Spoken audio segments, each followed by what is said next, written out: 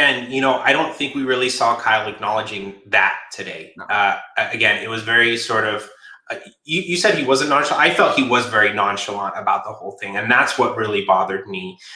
You know me, I like to keep it light. I like to keep it humorous. I can't be humorous when there's injuries on the field. There's nothing funny to say. So it just kills me that this stuff is going on. And I don't know if you wanted to talk about the Will Blackman interview that happened today on Eric Crocker's show as well. But I wanted to kind of summarize that because I felt, it's obviously very relevant to this and it was very fascinating. Will, he used to be a quarterback in the NFL. I think he played for over 10 years. And he basically said that most of these organizations, he played for 4 different teams. Most of these organizations in the NFL, they have everything in place for the players to succeed, for them to maintain the health and maintain their bodies to the NFL level. So that includes like having nutritionists, all the different food options you can imagine, all the different training staff that'll help you. But there's a catch. You have to be the one motivated enough to seek out these people and really push yourself and educate yourself into how do I best prepare myself for a long career in the NFL?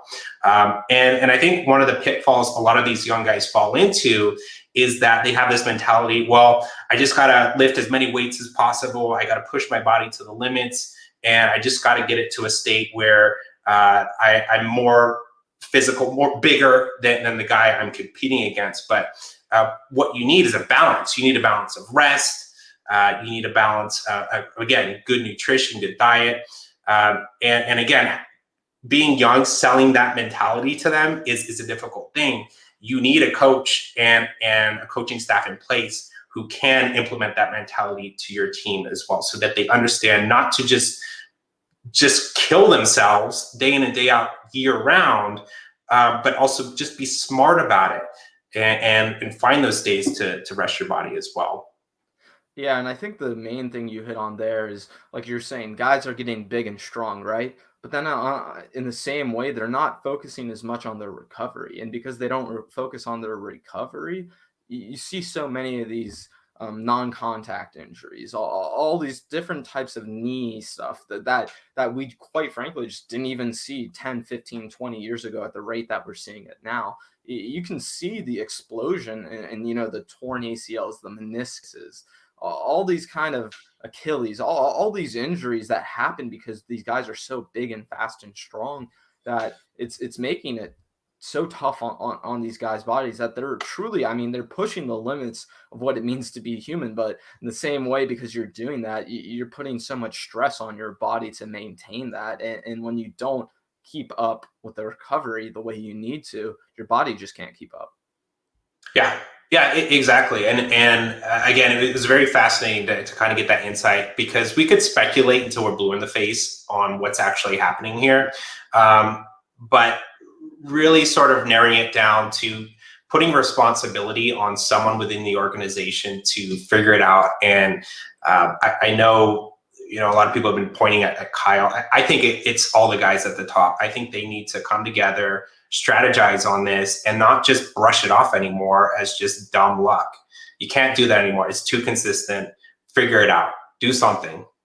Yeah, and even if it's a matter of dumb luck, the 49ers are the unluckiest team in the NFL by far. That's the thing where I get really thrown off, because you see teams have bad injury luck. That happens in the NFL. It's a physical contact sport. But in the same way, when you get so consistently hurt and you don't change your process, or you don't change your practice, or however you're training, expecting, having different expectations for the injuries, that's idiotic. It's stupid to me to think that, we'll just keep doing things the way we normally do things and it'll get figured out eventually. No, you need to be proactive about these type of issues so that you can fix it. And right.